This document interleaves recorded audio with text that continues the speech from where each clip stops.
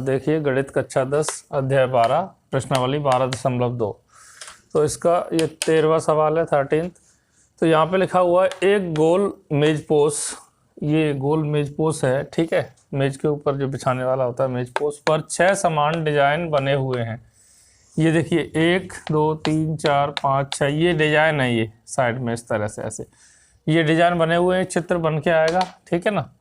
यदि मेज पोस की त्रिज्या 28 सेंटीमीटर है, इसकी त्रिज्या दी है 28 सेंटीमीटर, तो आपको क्या बताना है 0.35 रुपये प्रति वर्ग सेंटीमीटर की दर से इन डिजाइनों को बनाने की लागत ज्ञात कीजिए। तो देखिए इन डिजाइनों को पहले इसके लिए इसका क्षेत्रफल निकालना पड़ेगा डिजाइन का, यानी कि एरिया, ठीक है। तो डिजाइन का क्षेत्रफल ज्ञात करने के लिए क्या करेंगे, देखो जैसे ये डिजाइन है, यहाँ से इसको मैंने यहाँ मिलाया इधर और इसको मैंने यहाँ मिलाया ऐसे, ठीक है। इसको O मान लो, इसको A मान लो, इसको B मान लो। डिजाइन सब एक बराबर नाप की है, ठीक है। इस तरह की 6 डिजाइन है, तो यहाँ पे इसका कोण हो जाएगा, ठीक है। और ये दी है 28, देखिए यहाँ पे लिखा हुआ है 28 सेंटीमीटर त्रिज्या है इसकी, तो ये 28 सेंटीमीटर, ठीक है। और जब ये दोनों साइड बराबर हैं, ठीक है, तो ये दोनों कोण भी बराबर होंगे, ये दोनों कोण। अब देखते हैं हम पहले इसमें, देखिए यहाँ पे ये 6 डिजाइन है, तो इस तरह के ये 6 बनेंगे त्रिज्या खंड जो इस तरह का, ये इसको क्या बोलते हैं हम, त्रिज्या खंड का क्षेत्रफल OAB, यहाँ पे चाहे तो हम P मान लें, ठीक है। तो हम यहाँ लिखेंगे हल, देखो R बराबर तो 28, ये R 28 है, ठीक है। इसके बाद थीटा की जो वैल्यू है, थीटा यानी कि जो कोण है, वो कोण कितना आएगा, कोण देखते हैं। देखिए कोण कितना आएगा 360, तो देखो यहाँ से ये पूरा कंप्लीट एंगल होता है, ठीक है। तो अब इसमें ऐसे 6 जो है डिजाइन है, तो ऐसे 6 बनेंगे त्रिज्या खंड, तो यहाँ पे 6 का भाग देंगे हम, तो ठीक है, 6 छक्के 36 यानी 60 डिग्री, 60 डिग्री का ये कोण बन रहा है।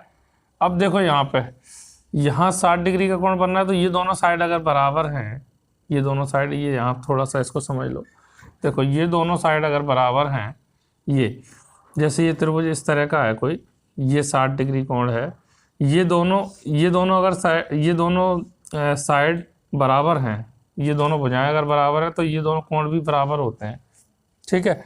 अब ये दोनों बराबर होते हैं, इसको A मान लो, इसको A मान लो, तीनों का योग कितना होता है 180, A प्लस 60 बराबर 180, ये हम जानते हैं। तीनों का योग कितना होता है 180, A और A कितना हो गया 2A प्लस 60 180, ठीक है।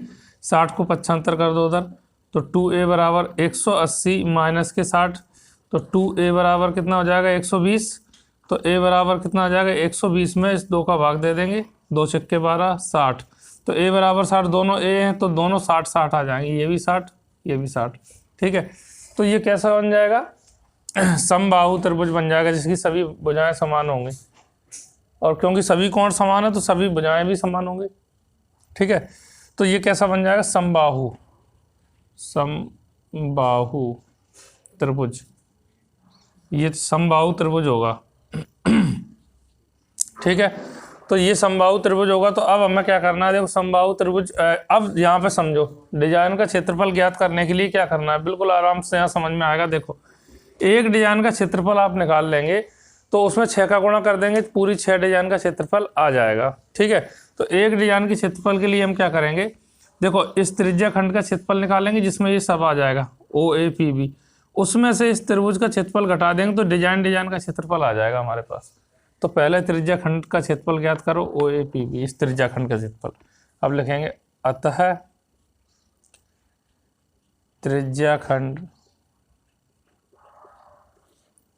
का क्षेत्रफल, एरिया ऑफ सेक्टर जिसको बोलते हैं, थीटा बटे 360 गुणा पाई R स्क्वायर, ठीक है। थीटा का मान 60 है, 360 गुणा पाई, देखो पाई का मान यहाँ दिया नहीं है तो 22/7 रखो आप, और R का मान दिया हुआ है 28 गुणा 28 मैंने लिख दिया, क्योंकि R स्क्वायर है, R को 2 बार लिखेंगे, 28 गुणा 28 लिख दिया, 7 चौको 28, 7 चौको 28, अब 0 से 0 काट दो, 6 कम 6, 6 छक्का 36, तो बचेंगे 1/6 गुणा 22 गुणा 28 गुणा 4।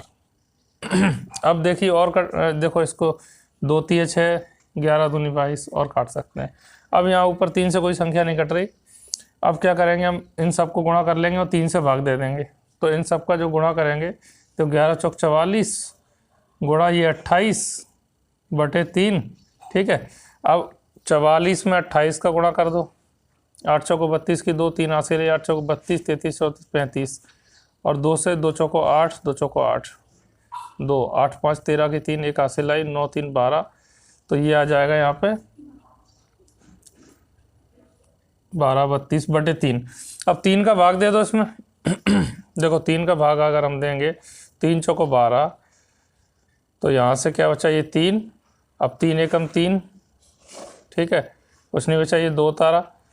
तो ये 2 तो इससे कम है, तो ये जो आखिरी में जो संख्या होती है वो कभी भी रिमाइंडर नहीं होती, शेषफल नहीं होती। तो यहाँ 0 जा करना पड़ेगा, 3 0 0।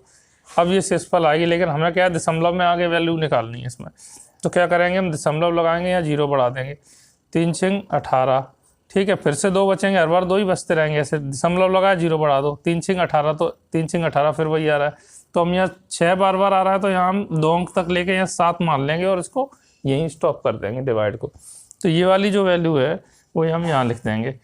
तो क्या आ जाएगा यहाँ पे, हम 410.67, और ये क्या है सेंटीमीटर में है, तो ये सेंटीमीटर का स्क्वायर ये आ गया।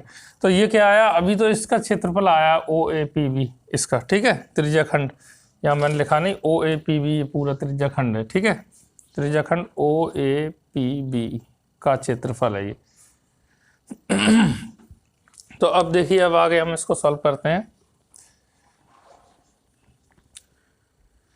इसके बाद जो सॉल्विंग है यहाँ सॉल्व कर देता हूँ मैं। इसके बाद देखिए, अब यहाँ से अब हमें क्या करना है, इस त्रिभुज का क्षेत्रफल निकाल के इसमें से घटा देना है। तो इस डिजाइन का क्षेत्रफल आ जाएगा, इस पूरे में से त्रिभुज का क्षेत्रफल हटा दो तो डिजाइन का आ जाएगा। तो अब त्रिभुज का क्षेत्रफल क्या होगा, त्रिभुज कैसा है, समबाहु। तो त्रिभुज का क्षेत्रफल, त्रिभुज जो है OAB का क्षेत्रफल, त्रिभुज कैसा है, समबाहु त्रिभुज है।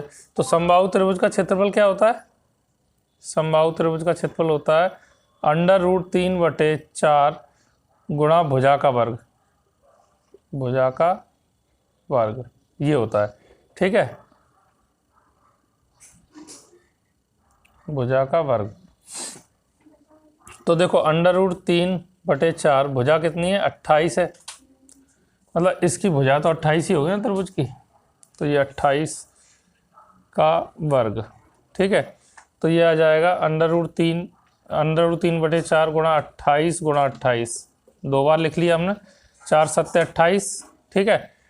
तो 7 8 56 की 6 5 हासिल आएगी, और 7 दूनी 14 और 5 19 गुणा √3 का मान दिया है 1.7। अब इन दोनों का भी गुणा कर दो, ठीक है। चलो मैं गुणा कर लेता हूँ पहले। हाँ देखिए, तो ये आ गया गुणा करके इसका। अब देखिए यहाँ पे ये किसका है, त्रिभुज का क्षेत्रफल है, और ये पूरे इसका त्रिज्याखंड का OAPB। अब हम क्या करेंगे, इस पूरे में से त्रिभुज का क्षेत्रफल घटा देंगे तो डिजाइन का आ जाएगा क्षेत्रफल। यहाँ पे लिख देता हूँ मैं,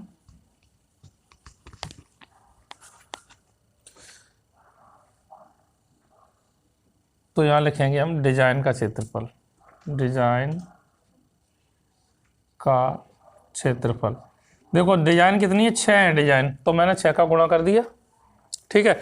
और इसमें से इसको घटा देंगे, तो इस पूरे में से ये त्रिभुज को घटा देंगे, तो क्या आएगा 6 गुणा, और ये है 410, तो यहाँ लिखेंगे 410.67, और ये इसको घटा देंगे -333.02, ठीक है ना। इसको घटा दिया, तो अब इसको घटाएंगे 410.67 में से 333.2, यहाँ 0 मान लो, ठीक है, 7, 6 में से 2 गए 4, और यहाँ 10 में से 3 गए 7, यहाँ भी, यहाँ 0 रह जाएंगे, तो यहाँ भी यहाँ से हासिल लेंगे 10 हो जाएंगे, 10 में से 3 गए 7, यहाँ 3 में से 3 गया कुछ नहीं।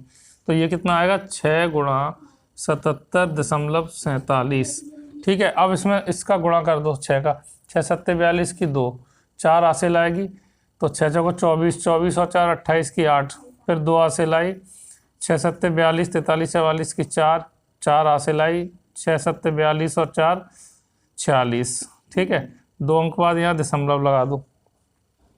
इसके बाद अब तो ये आ गया डिजाइन 6, ये पूरी डिजाइन 6 का गुणा कर दिया मैंने, तो 1 2 पूरी 6 डिजाइन का क्षेत्रफल आ गया सेंटीमीटर का वर्ग। अब यहाँ पे पूछा क्या गया है, देखो यहाँ पूछा है ये जो 0.35 पैसे हैं, इतने रुपए प्रति वर्ग सेंटीमीटर की दर से इन डिजाइनों को बनाने की लागत। तो डिजाइनों को बनाने की जो लागत है वो पूछी है, तो यहाँ लिखेंगे इसलिए डिजाइनों को बनाने की लागत, डिजाइनों को बनाने की लागत। तो डिजाइनों को बनाने की जो लागत लगी है वो क्या है, देखो डिजाइनों का क्षेत्रफल आ गया, उसमें गुणा कर दो बस। तो 4 6 4.82 में गुणा कर दो किसका, 0.35 का गुणा तुम लोग कर ही लोगे। ठीक है, तो मैं सीधे सीधे आंसर लिख देता हूँ यहाँ। अब बाद में जो है 4 अंक बाद दशमलव आ जाएगा गुणा करके। ठीक है, तो इसका जो आंसर है वो लिख देते हैं सीधे।